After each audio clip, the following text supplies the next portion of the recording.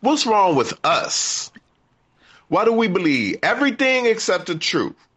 How do we believe that we came from Africa and sailed thousands of miles in a wooden box in our own feces and vomit and other toxic conditions, but we can't fathom the idea of indigenous people, us, already being over here when they came? You can't find something if it wasn't lost. We believe in fantastic voyages and mythical creatures like the Easter Bunny and Tooth Fairy and Santa Claus, but not in each other. We had a TV and radio and iPhones and video games raising our children. Yeah, it's a smartphone that's designed to keep you dumb. Children don't even know how to properly use a dictionary or even know what the hell an encyclopedia set is. You tell a child to go outside and play, and they say, why? Play with what? Can I bring my laptop or my headphones? These poor babies have become a social recluse and can't even hold a casual conversation with their peers. Not that they even want to. That's why they're so sensitive now. And bored with everything. They want that instant gratification. Everyone is feeding our children but us. But we have those newest pair of Jordans. Everyone is teaching our children but us. But we had that big old flat screen, $100 jeans, and expensive cars that depreciate as soon as we drive off the lot. What's wrong with us? I'll tell you. If you believe African Americans ain't African, you have no one to blame anymore for your shortcomings. You may have to unlearn what you've been taught and rethink you and your ancestors' history and lineage.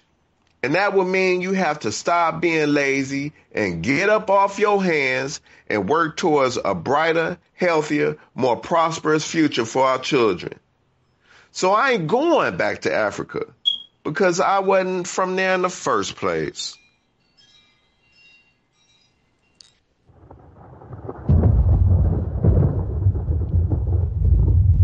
African Americans ain't African. Do you know who you are? Welcome to another edition of African Americans Ain't African, the talk show that proves without a shadow of a doubt that the so-called African American didn't find his way to America strapped in the bottom of a ship. I'm your host, Buck Wylam, and tonight we're going to explore a question that everybody can pitch in on, and we'd like to get the audience's ideas on this. What are we doing as a group? What is the African American doing to, like Brother Brother Lone Wolf just said, what are we doing to ensure that there's a brighter future for our children? So we'll be delving in that question tonight, and hopefully you can, our listeners, join us. If you want to get into the conversation, you can join us at 605-562-3140. The participant code is 240670, or you can join us on Facebook in the African American Ain't African chat room, or just go to our website at africanamericansaintafrican.org. We post everything that we put out here. We have our ebook on sale. It's fresh off the presses. Go check us out. Go support us.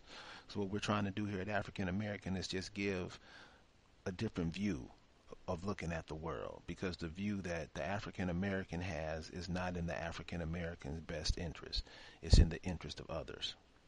Before we got started, we listened to an old cut from the Jackson 5 called Corner of the Sky. And sometimes it seems weird playing that type music, today, being that the music have evolved or devolved so much. It feels weird playing that type of music because you have different instruments, and these instruments are mixing with each other, making this one sound. And I think that's something that we've forgotten with the music now. It's just a push of a button from a computer. But one of the lines in the song is, rivers belong where they can ramble. Eagles belong where they can fly. And that's kind of the whole gist of African Americans Ain't Africans, because the people that call themselves African Americans ain't Africans. They're living in a ideology, somebody else's ideology that somebody else set up, and they're supposed to be out with nature doing whatever nature created them to do. But since we've opted in to this United States or whatever it is that we're living, you see that we don't fit into it. When you look at the Americas, Canada, Alaska, North America, Mexico, Central America, the Caribbean, or the West Indian people, These places I just named were named by the people who came in to conquer it.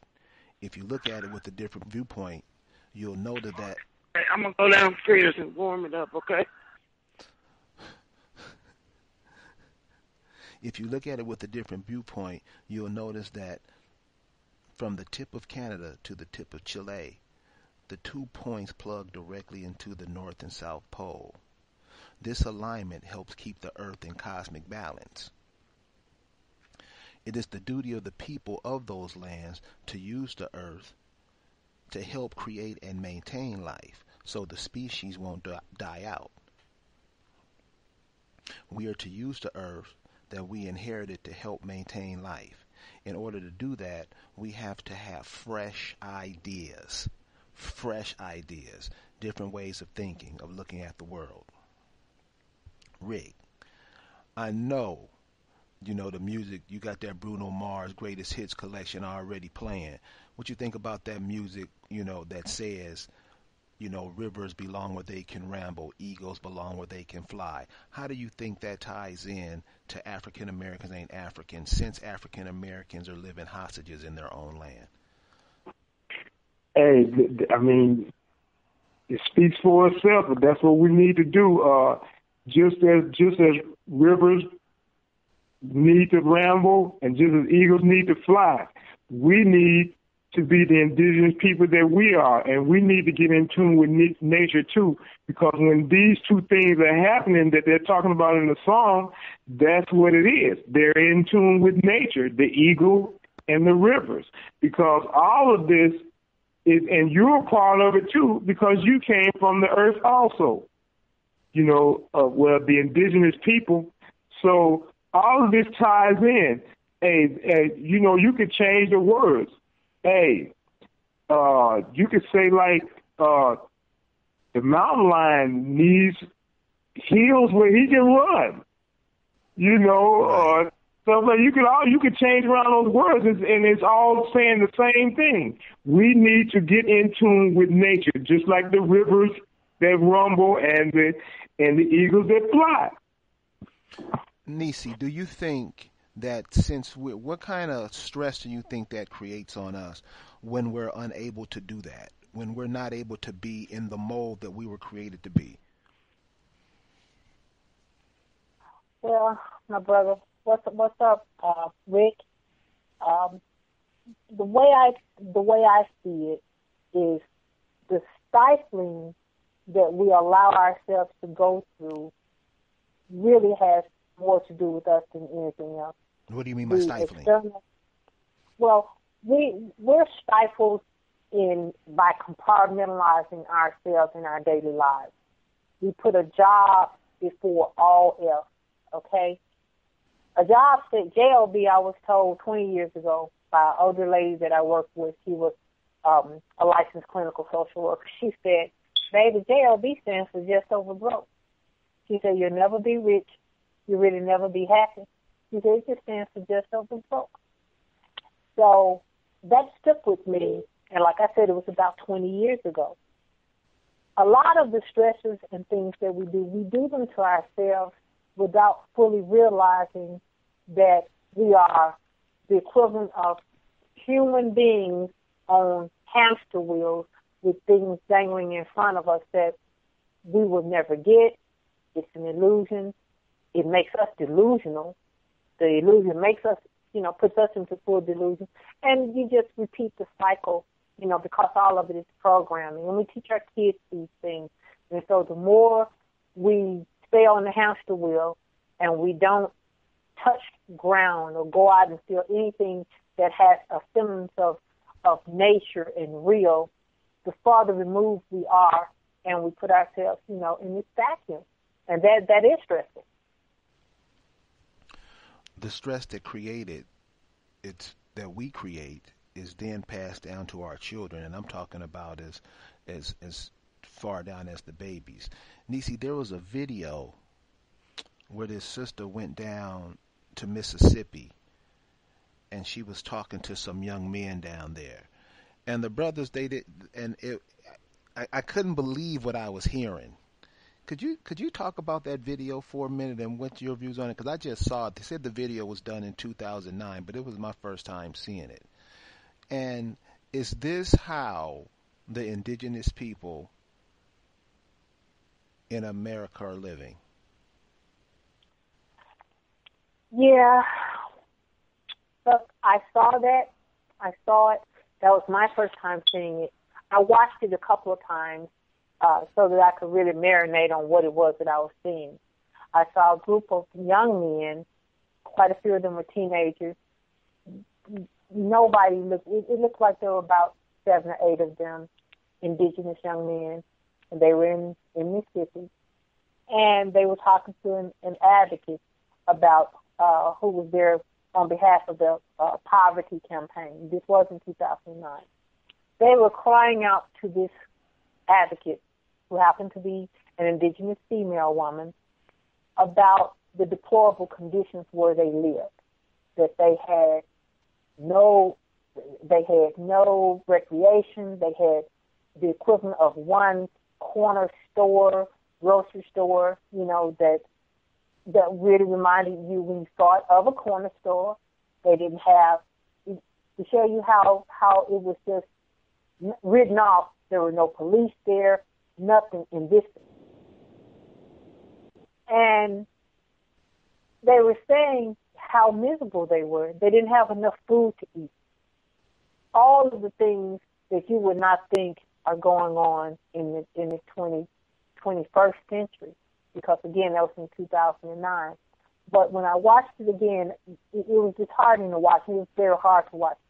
It also made me think, one young man, he cried. He looked like he was about 17. He cried on the lady's shoulder about how bad the conditions were. And that's basically what they were lamenting about, the horrible conditions, the depression, the conditions of the poverty. What struck me was that these were some strapping young men. Nobody had taught them how to do anything because they were begging for somebody to give them a job. Okay? Now, one thing that I can say about Mississippi, because I'm here in Memphis, and my grandparents came from Mississippi, and a lot of people came from Mississippi. Mississippi is a very rich land. You can grow anything in Mississippi. They have casinos there.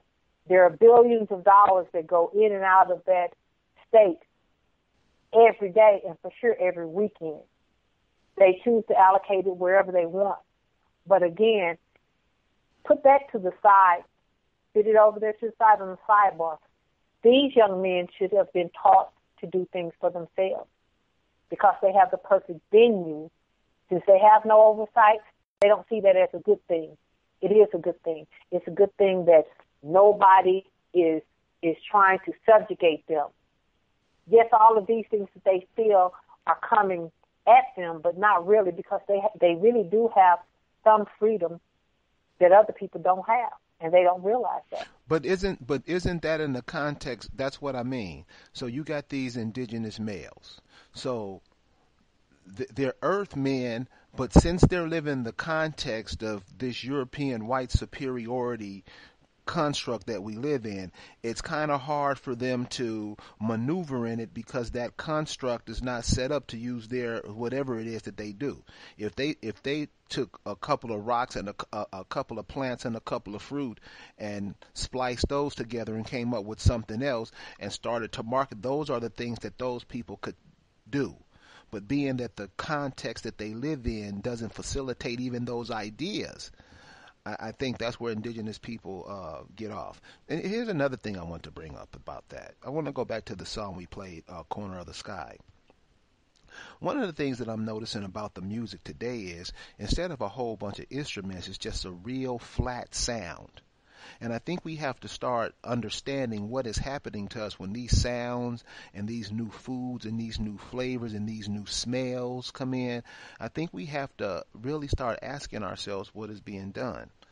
The reason I played classical R&B music is because one of the things that we're going to have to do is unify. We're going to have to be on the same page. Something that works for us, and I think us connecting through the earth is is this just the only thing we have left really to do? Because we've tried all that organization stuff, and that doesn't work because the organizations can be bought up.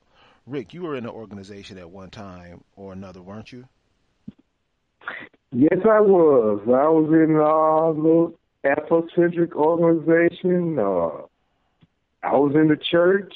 Yeah, I was in a few of them. So these time-honored organizations that we have, I mean, the church is one thing. I mean, the church is talked about ad nauseum, but all these institutions that we have and hold dearly, why aren't they effective to people like the brothers in the video that Nisi was talking about in Mississippi? Basically, because they were made by foreigners and weren't made by their own people. You know, these are somebody else's ideas and somebody else's ideology. It's not yours. I mean, it's like nature. I mean, look at nature. You don't see anything in nature, any animal in nature or anything going to school. I mean, where? Right. Nothing. So why are we going to school?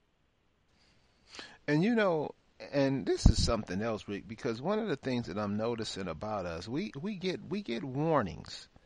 You know, so one of the things that I know we love to do, we love to play that victim role. We love to be victims. But there are warnings every so often by people. You can say Muhammad Ali and the war. That was a warning. You can say Michael Jackson crossing the line too much. That was a warning. We get all kind of warnings with things that happen, but I think we just ignore them. Why are we ignoring our immediate ancestors?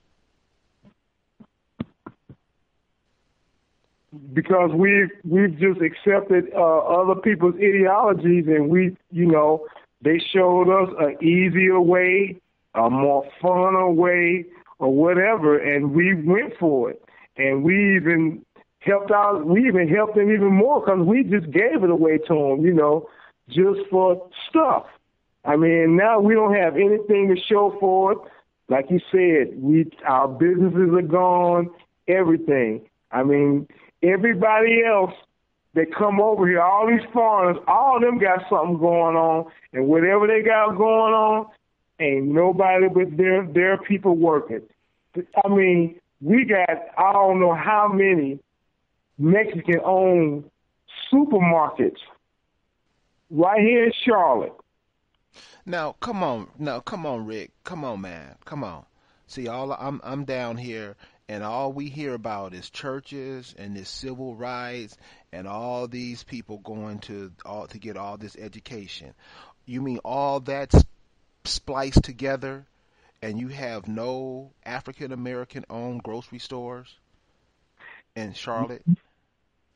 Not a one. So Nisi, what is that? I mean, what are we doing? I mean, we don't see the handwriting on the wall. We see it. We don't want to accept responsibility for trying to erase it. So, if you see, if you within your heart of hearts, and you're not oblivious, and people are not, except they choose to ignore it. Now, it's one thing to not see something, and it's something else to ignore it. So we have to call these things what they are. We are at the point of just ignoring. We're ignoring past warnings. We're ignoring things as they happen in our present so-called reality, in our daily lives. We're ignoring all these things because they require us to do something. And so I'm just coming to the conclusion that we have people who are consciously awake. We have people who want to do something, who may not know what to do. That's a different category of people from a vast majority, I'd say, who simply are ignoring things because they don't want to do anything. And it means a complete 180, because if you go, in my mind, if you go a whole 360, then you're right back to where you are, where you started from. So people are static. They are where they are. They're content with it. But guess what? All of what's going to happen, as in the impending things, we're just going to be left ass out. I was listening to a Hopi prophecy a few days ago, and what the Hopi prophecy says is that, and these are some of the things that we have to look at, because I think a lot of times we just get stuck in what served us to us. We don't go out and search and see what other people, indigenous people in the world, are saying, because like Rick said earlier, those people, they learn from Earth. They don't go to school. They learn from Earth. They listen to Mother Earth's cries and Mother Earth, what's going on with Mother Earth, and they're able to interpret that. We used to be able to do that. Believe it or not, we used to be able to do that. Now, we've kind of cloned ourselves very arrogantly. We've kind of cloned ourselves away from that into, where we are now. So I think that's something that we have to look at. But Rick, some of the things, what are we doing? What are some of the things that we can do that, the average person living in a, let's say, city, or those young brothers in that video, the average thing that brothers can do to help keep life going on in their communities or in their groups? Well, one of the things that they could do is start with themselves, to change in that way. And one good way of doing that is to start trying to learn who you are. Go to your elders. Ask them about yourself. You can look up your genealogy. You can do stuff like that. Find out who you are and where you've been, because unlike what everybody that we've been told by foreigners, we have a history richer than any other people on this earth, because we are the earth. I think if you look at the indigenous people of North America, when you look hard enough, and that's why I think the African thing, the Hebrew Israelite thing, the Christian thing, it all have us looking across. These are other people's ideologies that have came and been dumped on us.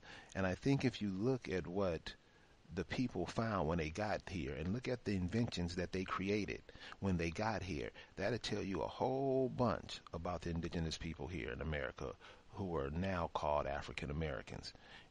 Area code 605-562-3140, African Americans Ain't African Radio. Tonight we're talking about, what are we doing? What are we doing? What are we doing? I think we're past the each one teach one. I think we're about at each one teach 100. That seems to be the climate now. I mean, I'm talking to a lot of people all over the country, and they're like, everybody is saying the same thing. So that's how you know it's worldwide. It's worldwide. It's worldwide, not just, citywide.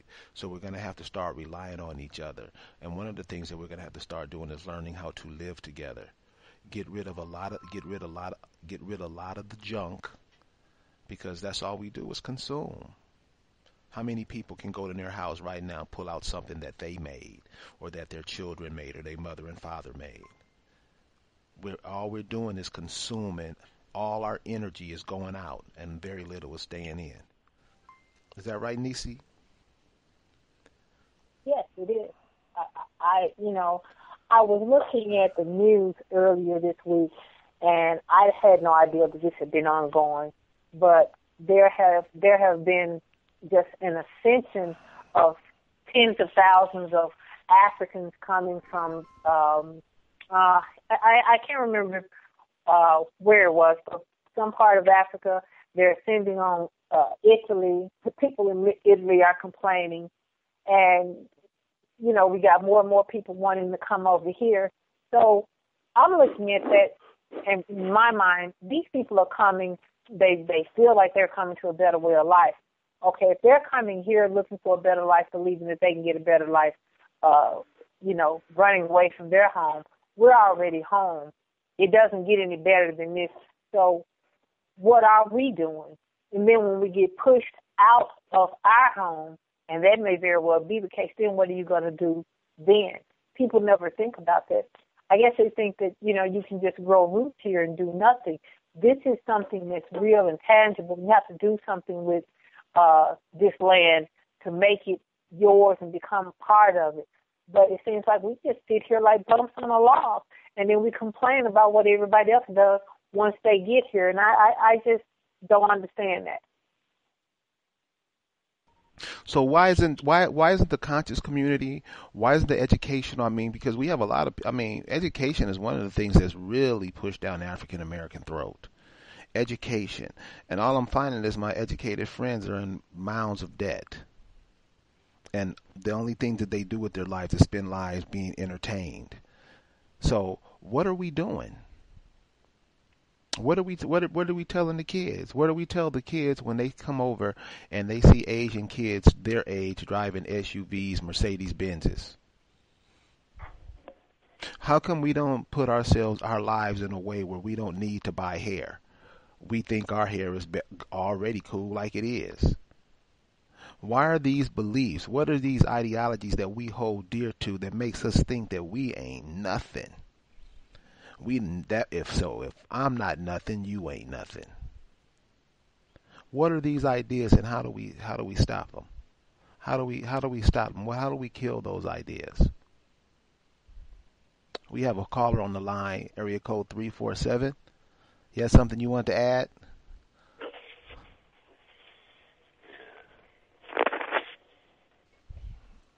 Area code 347. Another thing, Rick, what are some other things that we can do right now, to help perpetrate, because it seems like I'm by no means thinking that everybody's gonna wake up. I think something cataclysmic is happening here in America. We keep seeing the brothers getting shot down, and we keep seeing all of these negative images. Why are those images important, and who are they important for? So, Rick, in that vein, what do we have to do to thwart those images that change the way we think and look at ourselves? You know what? I think one thing that we definitely have to do is we gotta look back. I mean, I know everybody hates that word, the past is the past and all that, but you gotta look back and you gotta think. I mean, what you see here today wasn't always here. So you have to think, what was here before all this stuff was built?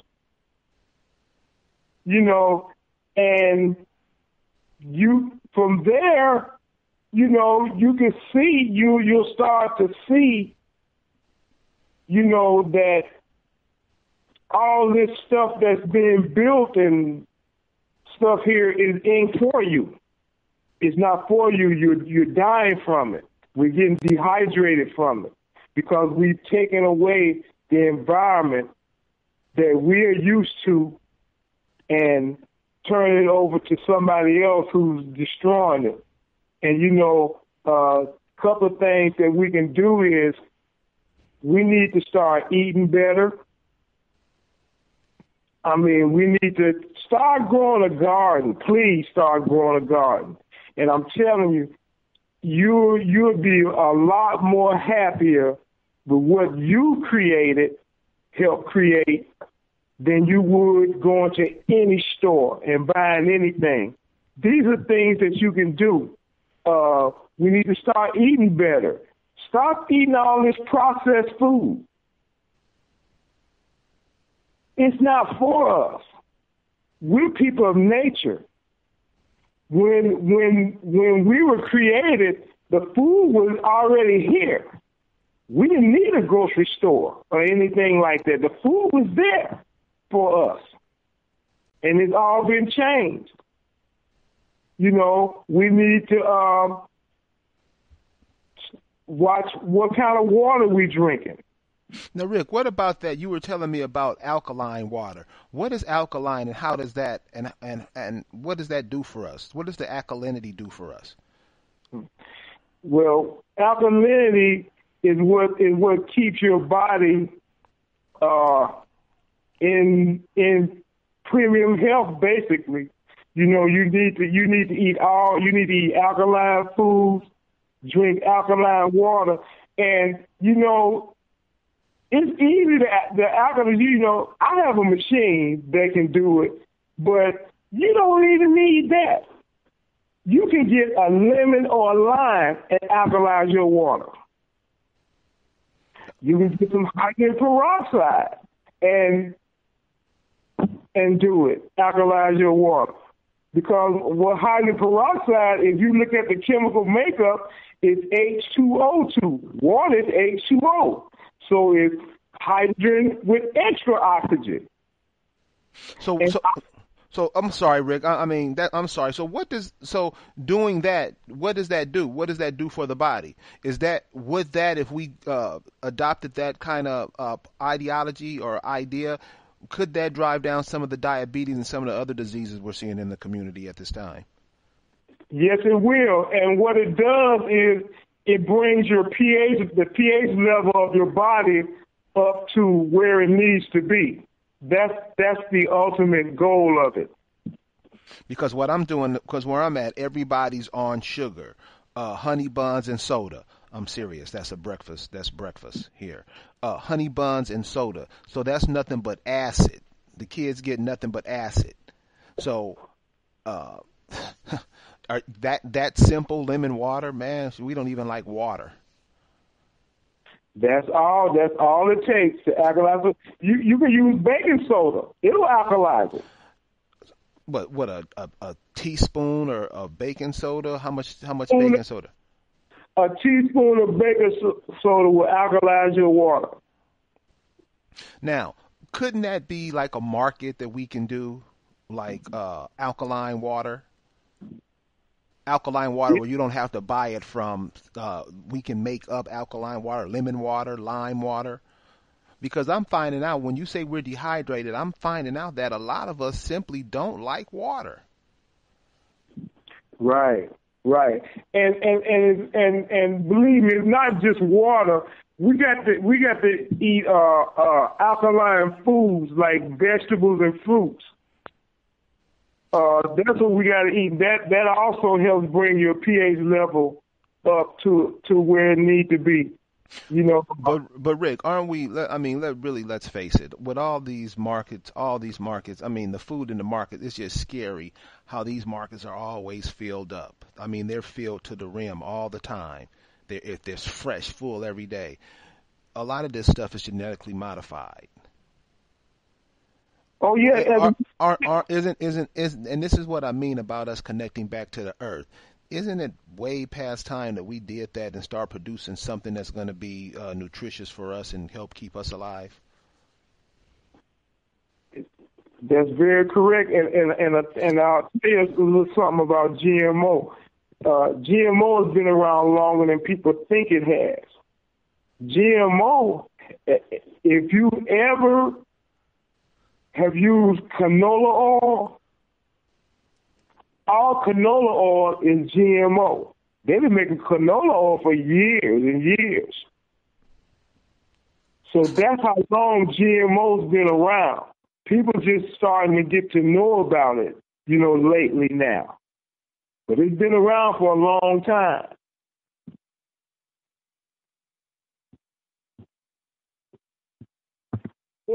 Then you know what, Rick? When we look at the things from an economic standpoint, they're giving us the health standpoint as far as the knockout punch. Think of us in a ring and we're fighting for our lives. Okay, we got all of this bad food and stuff that a lot of it we embrace. Plus, much of it is diet. We know that we can't do a lot about some of the things that exist as they are because things are coming in the water, it's in the air, it's in the soil and all of that. But we post a lot in the group, African Americans Ain't African. You can go into our page and see these things and talk about it. We post videos, we post all kinds of information. Anything you want to know that's from a health standpoint, it's there.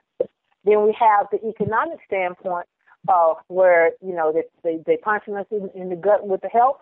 then they're punching us economically because we are not realizing our full potential. For instance, we complain about gentrification.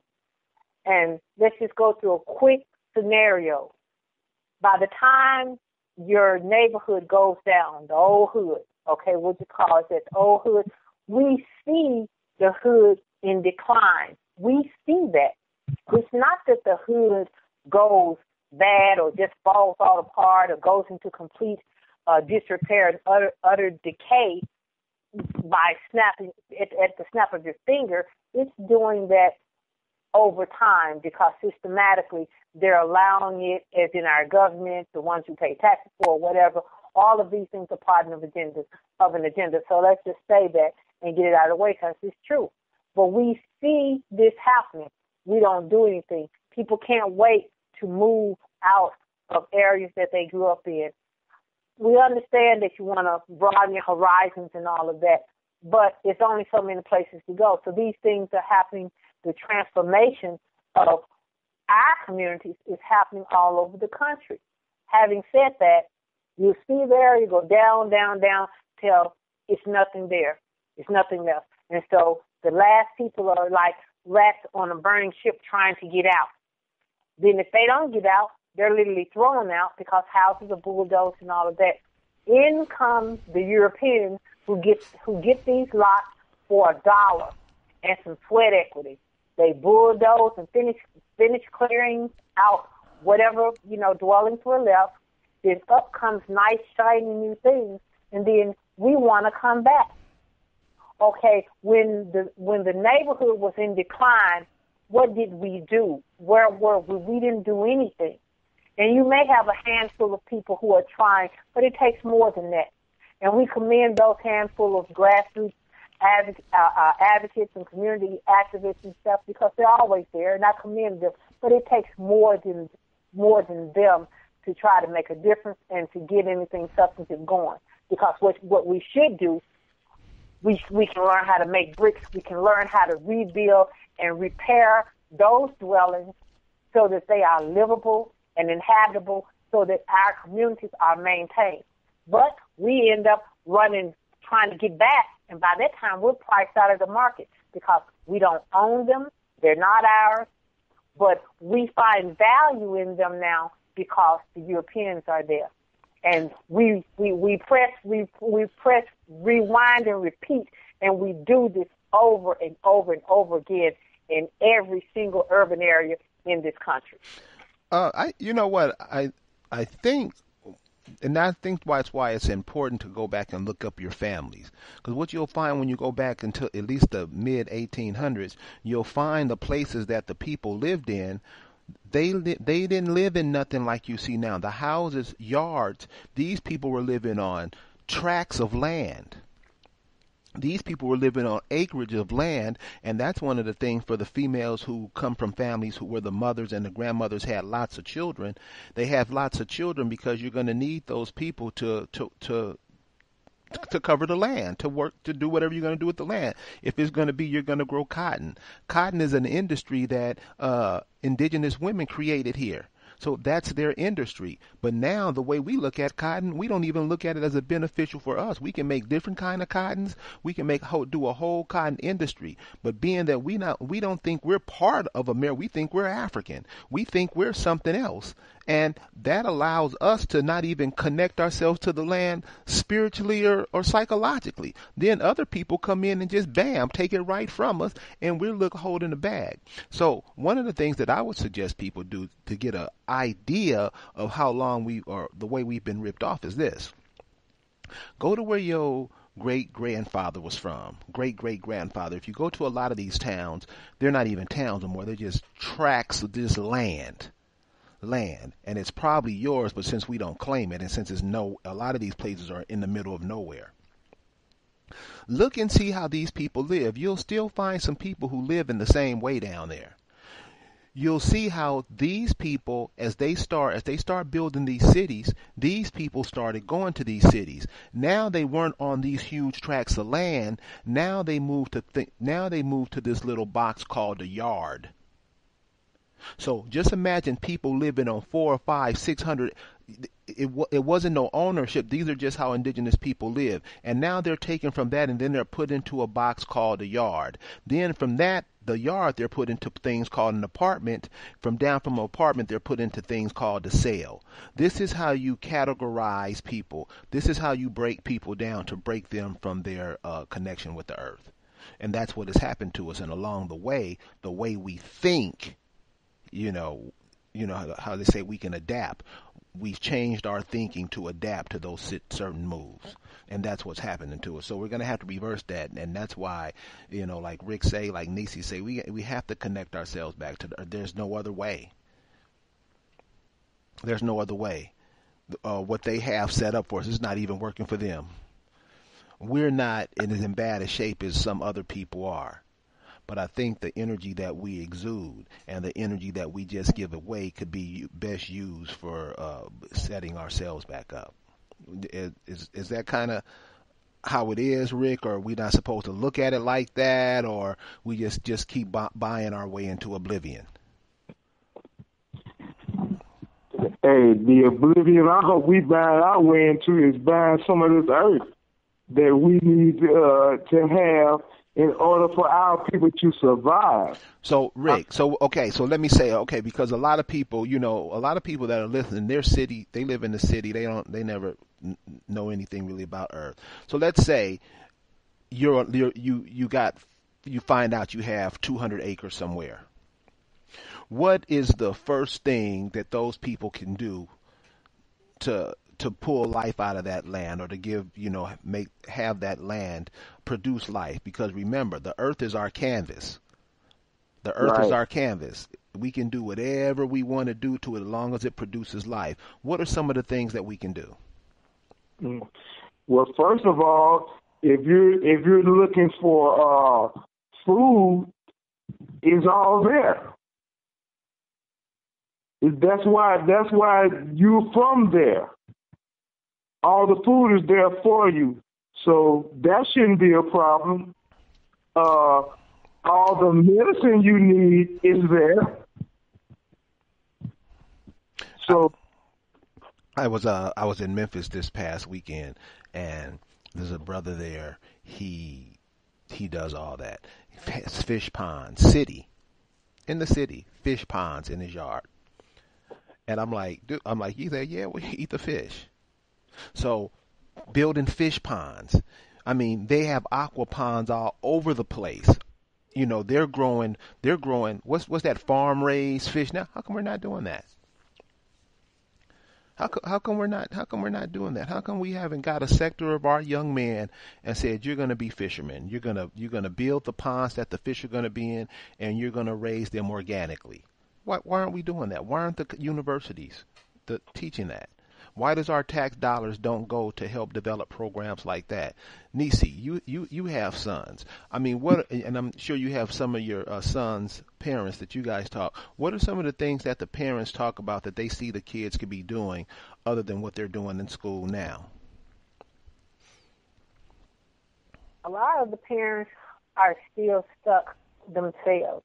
So, you can't lead your kids anywhere when you're stuck and your vision is not clear, or at least you're trying to focus. So I'll just, suffice it that way. You have a few, but what the ones that are trying to focus and who are seemingly awake are saying they want to see their sons or daughters have skills. They like to see things. They mostly try to anchor their hopes in school. And this is the thing that I try to get them to redirect their thinking away from. You got to channel it into a different conduit, which is mainly you, your children, other people who have like minds. So that's the first thing. People have got to get out of the prism of thought that they're in. Now, I'm getting ready to have my sons learn how to till and do a complete garden, building grow boxes and the whole 9 yards. This is something that they will be, their first time participating in. But it's something that you want your children to not only enjoy but to understand the necessity, because we talk a lot about the time when people will be off the grid. And the time is, we don't know when that's going to be, but it's going to happen, that the grid is going to be shut down. And so the people who are not prepared are the ones who are going to be in fear and in a panic mode because they're not prepared.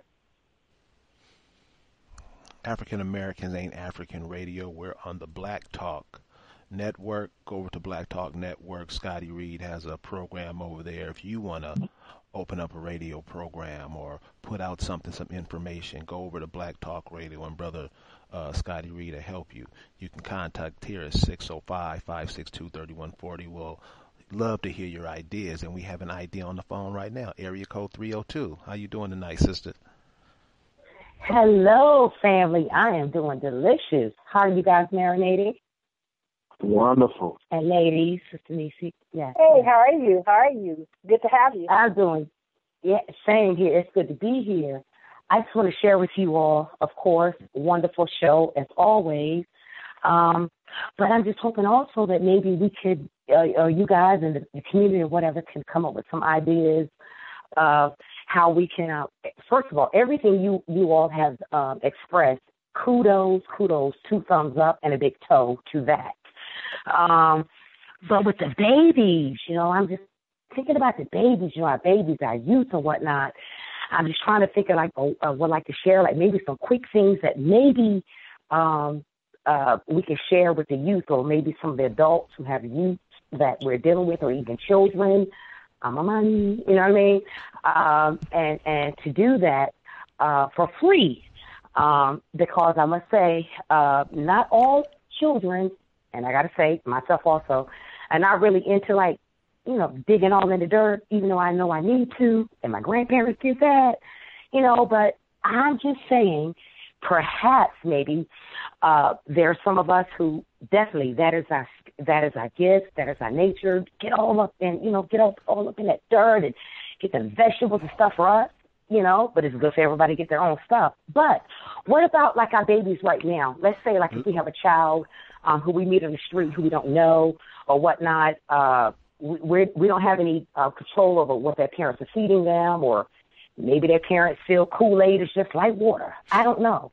But I just want to share with you guys in the room and the women, the men, that perhaps maybe we can start some things like, if you have any baby girls in your family, how about maybe we can also start with things like, can we please just only purchase baby dolls that look like the child that you are purchasing the gift for? I have a better idea. Why don't we start? Okay. Why don't we start producing them?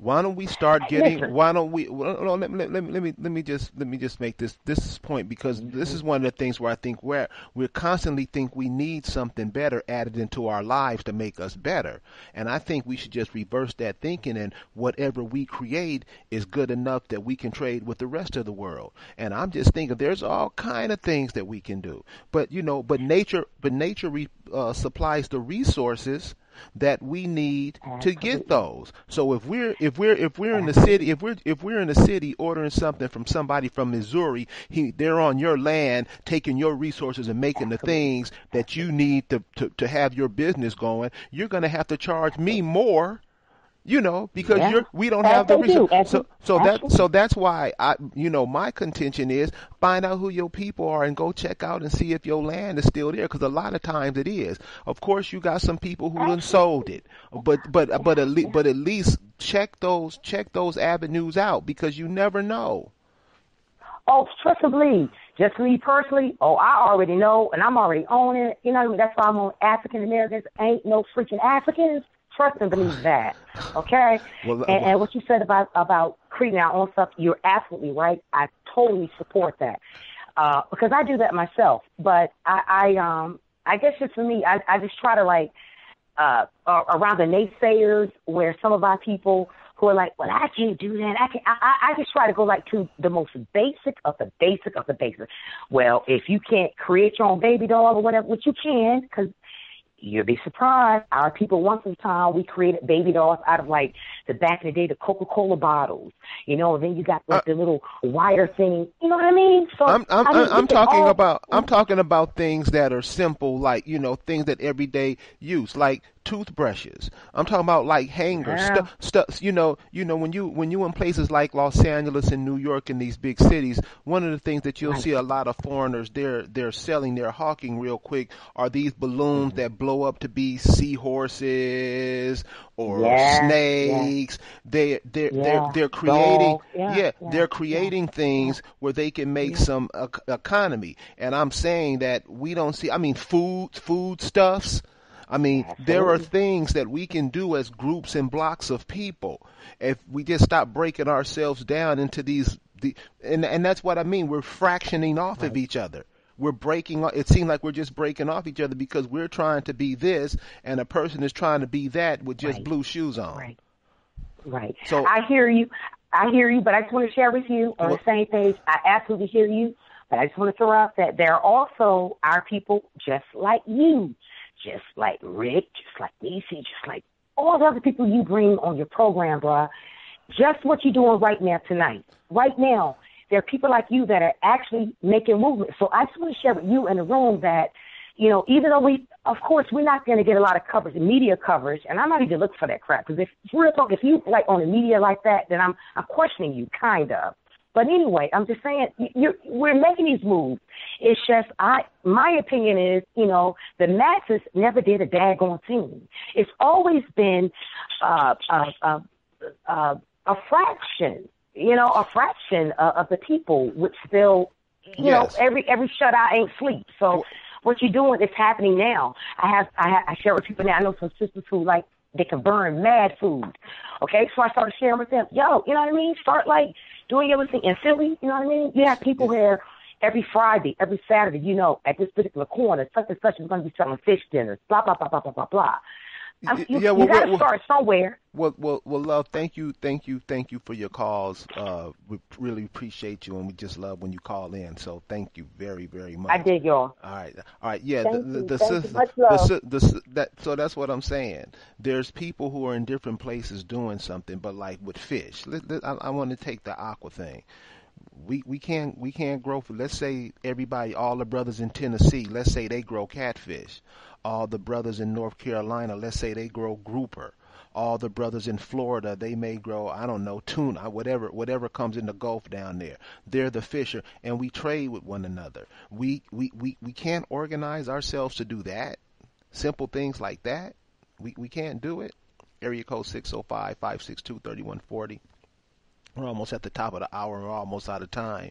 Rick, give us a couple of more things that can be done, because when you're talking to people, one of the things that we always like to say is because we don't want to do no work. Rick, you said that last Tuesday, and you're right. The hard work. One of the things that when I'm telling people African Americans ain't African, we need to connect ourselves back to the land. One of the first things that they always say is, well, what are you doing? Give us some other things, that simple things that people who are living can enhance their lives by growing or doing something in nature. Well, you know, one thing that you can do that's maybe not in nature, but something that we need to do that we can do. We need to learn how to use our hands. All the young men or young males need to learn how to use their hands, and we need to learn how to build. Because if we can do that, then we and learn how to build from nature. What do we need? All the stuff like you was talking about back in the day. Most of the houses that we built in those days were round, and they were round for a reason. You know, because they help, you know, like when situations did come up where it was bad weather, a round house was more beneficial because, you know, the winds and stuff would deflect off of it because it was round. But when you got something that's just flat, it just go right through it. you know, and this is something that we need to learn how to do, because there's going to be one day where they're going to let us go, and we don't have to be able to fend for self. So, Rick, what you just said about the housing. So this is what I mean. You know, when you go to the Home Depots and the Lowe's and you see these little sheds, you know, these little, I mean, they cool little houses, little something that you can sleep in at night. But I'm thinking if you're out, you're away from the city, you're off grid. I think those things right there are just pretty cool to just sleep in. Yeah, I mean, yeah, for right now. Or have brothers build something like that. Brothers have a company building something like earth homes, building something out of earth, out of the clay of the earth, out of the tree. I mean, I'm sure when that barks fall, that can be broken down and compounded down into something. Sand, lime, the earth provides everything we need. Why in this day and age, when we see what's happening to us, the African American is not clamoring to this type of information? I don't know, because another thing, because we can you can make bricks, you know, just from the earth, with using stuff like a little lime, wood chips, and clay. Now, when we say earth, Rick, is that a dirty word to African Americans? Earth, is that word taboo? This is what it seems like. I think it is, because people don't connect to it. They think that this is here for them to use in any way that they feel like it. And the bad, and what's bad for our people is we are the people who are actually destined to be the caretakers of this land. And that we call America, and like you were saying earlier, when we talk about America, we talk about from the tip of Canada down to the tip of Argentina, the Falklands. We talking about the whole Caribbean islands. We talking about Alaska. We talking about the Pacific Islands, Hawaii, Samoa, all those places. If it's on the so-called western part hemisphere, if it's can be considered North or South America, that is America. That is our land. This is the land that we are assigned to be the caretakers of, and we're not doing that. So as long as we continue not to do it, we're going to perish just along with everybody else, because all these other people, they're not going to be able to stay here either, because they don't connect to the earth. So they can't stay either. So we still connect to it. And we still have the opportunity. We just got to give life a chance. Thank you, Rick Moon. Nisi, take us on home, love. All right, beloved. Each day we wake up in the same room, following the same path to live the same day as yesterday. Yet at one time, each day was an adventure. Along the way, something changed. Before, our days were timeless. Now our days are scheduled. Is this what it means to be a grown-up, to be free? But are we really free? Food, water, and land, the very elements we need to survive, are owned by corporations. What is ours? Everything is ours, but we say we have nothing. If you try to take what the earth provides you, in your mind you think they're going to lock you up. You have to obey the rules. But nature's rules are her own. We discovered the world through a textbook, raised not to make a difference in this world, raised to be no different, smart enough just to do our job and not to question why we do it. So we work, and we have no time left for the life that we worked for. If you live in this country, known as the United States of America, it's a 41% chance that you'll get cancer. Heart disease will kill 1 out of 3 Americans. We're told that everything could be solved throwing money at scientists so they can discover a pill that can make all our problems go away. But the drug companies and the cancer societies, they rely on our suffering to make a profit. We think we're running for a cure, but we're really running away from the cause. Our body is a product of what we consume. The food we eat is designed purely for profit. We find ourselves with toxic chemicals, the bodies of animals infested with drugs and disease. But we don't see this. The small groups of corporations that own the media don't want us to. But that's who we rely on for our information. Oh, the irony. Surrounding us with the fantasy we're told is reality. This planet has been around for billions and billions of years. Each of us, if we're lucky, might get to be 80. So we are a flash in time, but our impact is forever.